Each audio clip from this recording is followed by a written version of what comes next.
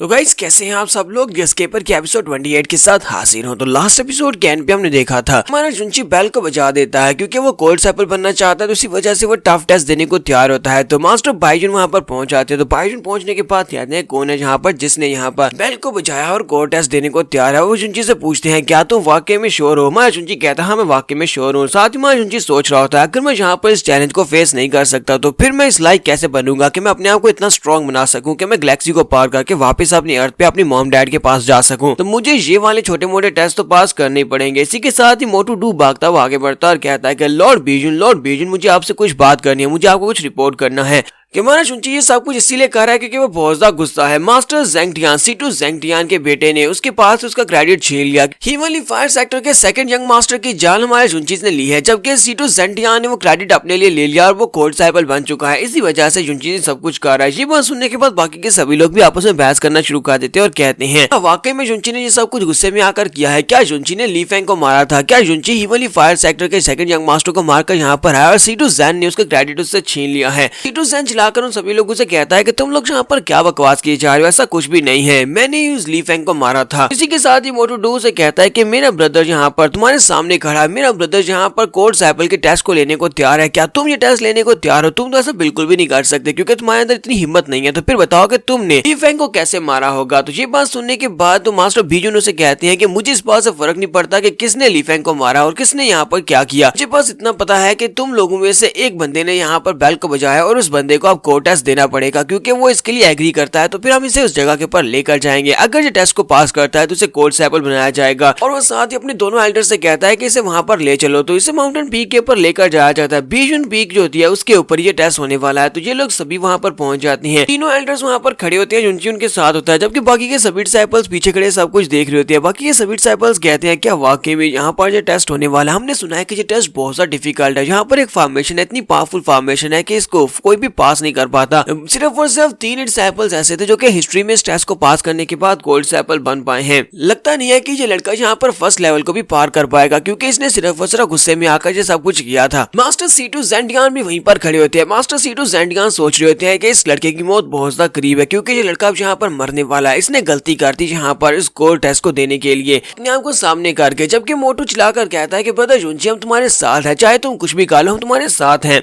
तो जिंगजी भी वहीं पर ही खड़ी होती है। जिंगजी के हाथ में अभी भी हमारे जुंची के लेटर्स होते हैं, जबकि हमारा जुंची जो होता है वो मास्टर बीजुन के पास खड़ा होता है। मास्टर बीजुन उसे कहते हैं ये अरे फॉर्मेशन तकरीबन 30,000 फीट तक फैली हुई है, बस यहाँ से आगे की तरफ बढ़ना है। हमारी बीटा पवेलियन में ये फॉर्मेशन जो है इसके 3 लेवल्स होने वाले हैं। पहले लेवल को पार करने के बाद दूसरा लेवल ओपन होने वाला है। तुम्हें बस यहाँ पर ये करना है कि तुम्हें इस माउंटेन से नीचे उतरना है, फॉर्मेशन एक्टिवेट हो जाएगी। फॉर्मेशन के एक्टिवेट होने के बाद तुम्हें सामने चलते जाना है जब तक कि फर्स्ट लेवल कंप्लीट ना हो जाए। उसके बाद सेकंड लेवल फिर थर्ड लेवल आएगा, तुम ये कर लोगे। तुम्हारा जुंची वहाँ पर सारी बातें सुनने के बाद कहता हाँ मैं कर लूंगा। इसी के साथ हमारा जुंची कहता चलो फिर स्टार्ट करते हैं। वो चलता हुआ आगे बढ़ता है। जैसे ही वो आगे की तरफ बढ़ता है फॉर्मेशन के ऊपर पहला पांव रखता है, जुंची के सामने एनर्जी से बना हुआ एक बड़ा सा ड्रैगन अपीयर होता है। तो हमारा जुंची कहता है ये क्या है? ये तो एक बड़ा सा राई की ड्रैगन है, राई की यानी कि की एनर्जी से बना हुआ ड्रैगन। जुंची कहता है कि यहाँ से दफा हो जाओ। इसी के साथ ही उसे पंचेस मारना स्टार्ट करता है। तुम्हारा जुंची यहाँ पर अपने पास जो भी उसके पास स्पेशल स्किल्स होते हैं उनको यूज करते हैं, उसे पंच मारता है। तो ड्रैगन जो होता है वो एक ही पंच के साथ वहाँ पर डिस्ट्रॉय हो जाता है क्योंकि वहाँ पर एक बहुत ही पावरफुल और जबरदस्त धमाका होता है। तुम्हारा जुंची कहता है कि आज यहाँ पर कोई मुझे नहीं रोक सकता, चाहे ये फॉर्मेशन कितनी स्ट्रॉन्ग क्यों ना हो जाए, मुझे बिल्कुल भी नहीं रोक सकती। आज मैं पहुंच कर रहूंगा और इस टेस्ट को पास करने के बाद एक कोल्ड सैपल बनकर रहूंगा। जबकि मोटू अभी बाहर उसके नारे लगा रहा होता है। मोटू कहता है कि ब्रदर जुंची तुम कर सकते हो, ब्रदर जुंची तुम कर सकते हो। तुम्हारे जुंची ने यहाँ पर पहले लेवल को पार कर लिया है। पहले लेवल को पार करने के बाद हमारा जुंची दूसरे लेवल तक पहुंच जाता है, जबकि बाकी के सभी लोग जो होते हैं वो सभी बहुत ज्यादा हैरान हो रहे होते हैं। वो सभी लोग बाहर से ये सब कुछ लाइव देख रहे होते हैं। वो लोग कहते हैं ये लड़का तो वाकई में बहुत ज्यादा अमेजिंग है, इस लड़के ने इतनी जल्दी पहले लेवल को पार कर भी लिया। इस लड़के ने पहले लेवल में जितने भी एनर्जी से बने हुए मॉन्स्टर्स है सभी को डिस्ट्रॉय कर दिया और अब ये सेकंड लेवल पर पहुंच चुका है। ये बात वाकई में सच तो नहीं है कि ली फेंग को इसी लड़के ने मारा है, हीवनली फायर सेक्टर के यंग मास्टर को। तो जिंगजी भी इस बात को मान लेती है और कहती है कि ये लड़का वाकई में एक ट्रूली जीनियस है। देखो जरा ये कितनी आसानी के साथ आगे बढ़ता जा रहा था, जबकि मोटू अभी वहाँ पर नाच रहा था। मोटू कहता है कि ब्रदर जुंची तुम कर सकते हो, ब्रदर जुंची तुम कर सकते हो। मास्टर सीटू और मास्टर सीटू का बेटा जो होता है वो दोनों इस बात से काफी ज्यादा हैरान होते हैं और कहते हैं अब क्या होगा, जो दूसरे लेवल तक पहुंच चुका है, अगर जो दूसरे लेवल को पार करने के बाद तीसरे पे पहुंच जाता है और उसको भी पार कर लेता है तो ये तो बहुत ज्यादा आसान हो जाएगा और हमें यहाँ से निकाल दिया जाएगा। तो यहीं पर इनके पैट्रियार्च को भी दिखाते हैं कि पैट्रियार्च भी वहीं पर पहुंच जाते हैं। पैट्रियार्च कहते हैं कि इस लड़के के पास स्पिरिचुअल एनर्जी तो बहुत ज्यादा है और ऊपर से ये लड़का इंपल्सिव भी है और काफी ज्यादा एरोगेंट भी है, ये गोल्ड सैपल बनने के लिए लायक है, लेकिन अफसोस अब ये तीसरे लेवल में जाकर मरने वाला है। हमारा शुंची वहीं पर बैठा होता है और बैठ का कल्टीवेट कर रहा था। हमारे शुंची ने वहां पर जिन ड्रैगन और जिस एनर्जी वाले मॉन्स्टर्स को मारा था उन सभी की एनर्जी को एब्सॉर्ब कर रहा था, क्योंकि उसके पास ग्रेट एब्सॉर्प्शन टेक्निक होती है जिसकी मदद से वो एनर्जी एब्सॉर्ब कर रहा होता है। थोड़ी देर के बाद एनर्जी को एब्सॉर्ब करने के बाद शुंची कहता है कि अब मैं रिकवर कर चुका हूँ, चलो जल्दी से अब देखते हैं कि सेकंड लेवल में क्या होने वाला है। तो शुंची सेकंड लेवल में आगे की तरफ बढ़ता है तो उसके सामने गोस्ट निकलते हैं। गोस्ट उनके हाथ में लकड़ी के डंडे होते हैं। हमारा शुंची कहता है ये क्या, यहाँ पर तो एनर्जी से बने हुए गोस्ट है। तो गोस्ट डंडा लेकर उसके ऊपर अटैक करने के लिए आगे बढ़ते हैं। तुम्हारा शुंची कहता है इन लोगों को क्या लगता है कि ये लोग मुझे मार सकते हैं, तो और भी ज्यादा आसान है। तो हमारा शुंची उनके ऊपर अपनी पंचेस के साथ अटैक करता है। जैसे वो अपनी पाम टेक्निक के साथ उनके ऊपर अटैक करता है, उसकी जो लीड ऑफ पाम टेक्निक होती है वो उनके ऊपर काम नहीं करती। इस बात से हमारा शुंची काफी ज्यादा हैरान होता है, क्योंकि सामने वाले मॉन्स्टर का डंडा उसकी चेस्ट के ऊपर आकर पड़ता है और बेचारा वहीं पर ग्राउंड के ऊपर गिर जाता है। वो कहता है ये क्या, मेरी टेक्निक काम क्यों नहीं की।